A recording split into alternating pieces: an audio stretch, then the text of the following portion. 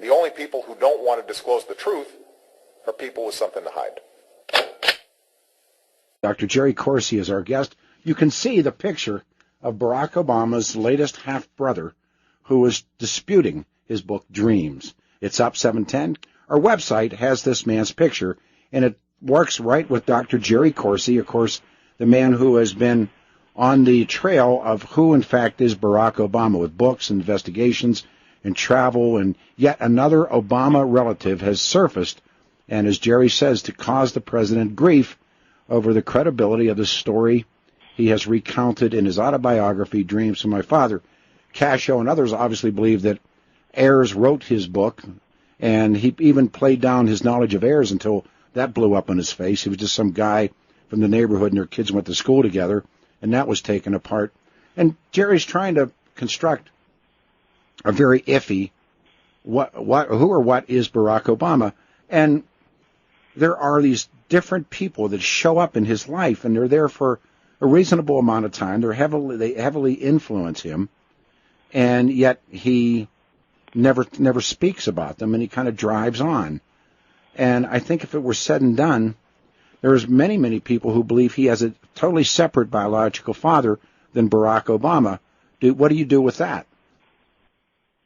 Well, and Peter, the reason these questions are important is because I think Americans have a reasonable expectation that their president or someone running for president is going to be honest about who they are, and not have a secret agenda that, is hidden from the American people, a political orientation, a political past, or political involvements that are buried because they're too embarrassing or, too difficult to be known. I mean, what if someone were running for president and actually did have ties to a foreign intelligence agency, or was, lied about their birth and was born and partly raised, as Barack Obama was, in foreign countries, raised in Indonesia at a time when Indonesia was going through great political turmoil, and very few Americans were there who weren't CIA involved or knowledgeable to the CIA. Barack Obama comes back for one of the families that is politically corrected in this, Suharto disaster in which the CIA participates in killing 500,000 people, largely communists, in Indonesia. And Obama's brought by his mother back into this environment to be raised by his stepfather. Yeah, she literally drops him off and takes off. Yeah, and then Ann Dunham is there, not there a lot of the times, and appears to have lived a very open marriage lifestyle with other lovers, other people, and the whole thing is so much of a mess when you can get documents, and so much of it is suppressed, where you can't get the passport record, you can't get the school records, you can't get the grades, you can't get, and then when we want to get the passport records, if you get the current head of the CIA, whose private security firm breaks into the passport records, and the news reports are sanitized as Obama's passport records. Frank Marshall Davis. Yes. What do you do? Well, with he was that? one of the major. Frank Marshall Davis was a major communist figure. He was an African-American poet and journalist from Chicago who relocated in Hawaii. Hawaii in the 1950s was a very, very radical, communist-driven place. The communists were taking over the Democratic Party, and consciously taking over the Democratic Party in order to effect a revolution. And Frank Marshall Davis was writing for Honolulu papers and was in the middle of the labor problems and labor issues. Harry Belafonte was involved in it. I mean, there was, a whole series of very prominent African Americans, one way or the other, involved ultimately in this Hawaiian situation. Frank Marshall Davis, it looks like, was a mentor or a second father, or as I think Joel Gilbert in his DVD on, Barack Obama's real father identifies Frank Marshall Davis as the father. And some of the physical characteristics are remarkable. Very Take a look at the spots on Frank Marshall Davis's face, and the age spots that are beginning to appear on Barack Obama's face. The nude pictures of nude his pictures mother. of the mother would surface. And as Gilbert has done, he showed you the hardwood in that house. And then, well, in fact, I've gone to that house with Joel, and the house where Frank Marshall Davis lived, where those nude pictures appear to have been taken, and the physical setup of the house and the physical setup of those nude pictures of Ann Dunham look pretty much the same to me is the same. Yeah, I mean, and there she is. And, of course, if you bring that up, well, who took the nude pictures of a young Stanley Ann Dunham? And, oh, my God, the fuses blow up in their heads. Well, see, this is the problem, is that it's become, I'm sure you're already getting inundated with emails and phone calls about there's a racist discussion. And if you criticize Barack Obama, the left immediately says you're a racist, and they inundate you with this intolerance. They won't answer or listen to the argument. It's a matter of, then suddenly you're overwhelmed with ad hominem attacks. They try to destroy your career. What's going on with the Duck Dynasty is the kind of thing I've experienced since I've been writing about Barack Obama, is that, the left is going to do everything they can. They're so afraid of the truth about Barack Obama, the far left, that in order to protect Obama, they castigate and vilify anybody who dares investigate or criticize who he is. Well, that's ultimately to the detriment of the country. It's ultimately to the detriment of the presidency. And I think you're finding many, many people today, especially among the young, who now after two attempts to, two re-election of Barack Obama, president's second time, are realizing they're not getting jobs, they're not getting an economy. A lot of things. When I wrote Abomination, I said Obama will have a much weakened economy. He will redistribute income. He's basically a socialist or a Marxist. That we're going to end up in a weakened situation internationally with a much poorer military and a loss of face in the international setting, and we would end up racially divided. Because Barack Obama's history, Frank Marshall Davis, through Saul Alinsky training, all of what Obama is a divider, because that's the fundamental socialist strategy since Karl Marx. And then and if you want to see it, just go read Saul Alinsky. I wrote a little book, Saul Alinsky, The Evil Genius Behind Obama. Rules for Radicals was his Rules book. for Radicals. And Saul Alinsky lays it all out. Sure, and they do it. They do it. Divide, rub raw the antagonisms, and that's what Obama does. I'm going to ask you a question. Sure. Can you imagine nude pictures of John McCain's mother or Sarah Palin's mother, and no one will touch them? Well, how about, see, this is where the hypocrisy of the left is so evident. Or the mainstream press. The mainstream media, which is, dying.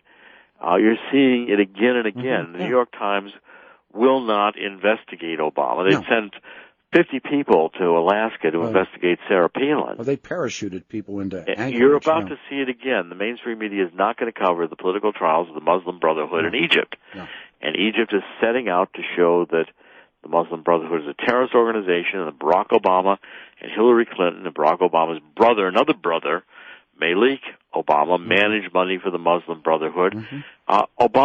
President Obama, Malik Obama, and Hillary are named in the criminal indictments of the trials that are going to go on in January in Egypt, in Cairo, with the former president, Morsi, on trial basically for his life. And you will find the New York Times does not even convey the story or tell the American public what's happening, because they don't want the American people understanding the extent to which the current Egyptian government, which the New York Times is portraying as a military junta, which is really the establishment of finally getting back to government. Muslim Brotherhood took over under Morsi. They were killing Copt Christians. They were bankrupting the country, and they were basically moving in a terrorist direction.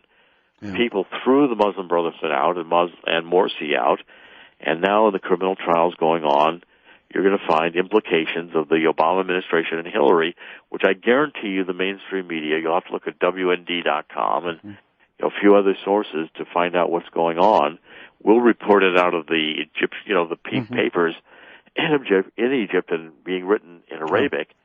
But mainstream media will sanitize it and not bring to the American people attention the extent to which Egypt has rejected the Obama administration, would like to criminally prosecute Obama, his brother, and Hillary for their involvement in promoting the Muslim Brotherhood in Egypt.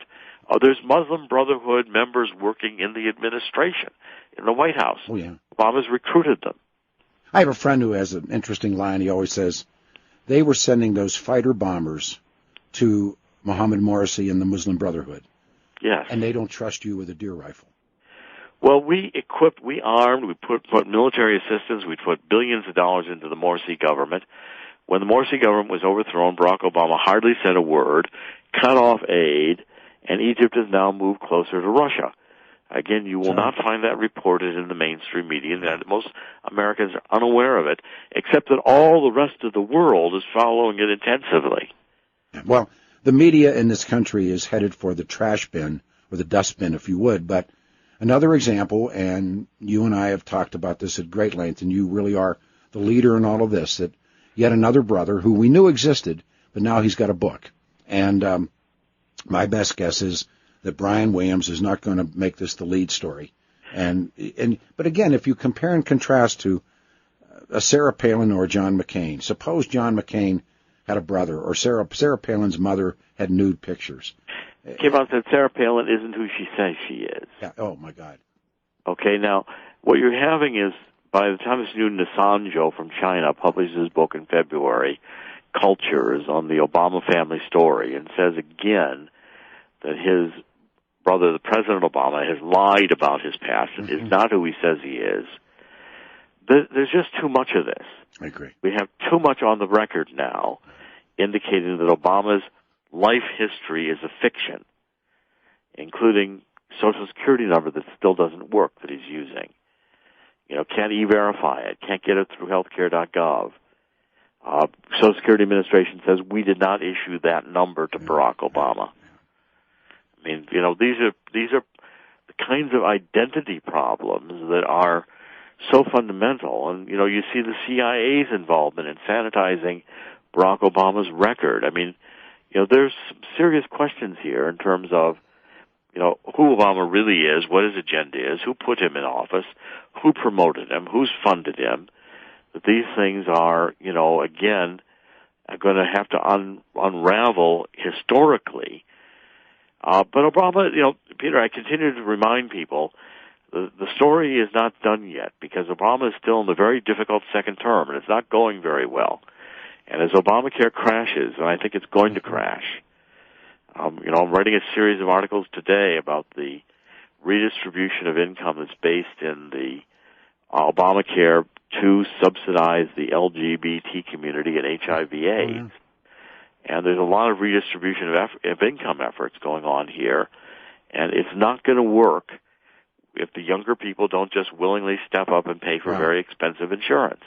And again, I mean, we look at these things, it's almost, I remember having conversations with people that were trying to tell me that all of the money that was going to be infused into the banks was going to help. And I said, it can't. It's never worked. It's not going to work now. It's not going to work. And, you know, when you start, I'm seeing even now Mother Jones is starting to write articles criticizing Barack Obama's economics. The economics Obama's put into place don't work. And I warn people, we're in a stock market bubble.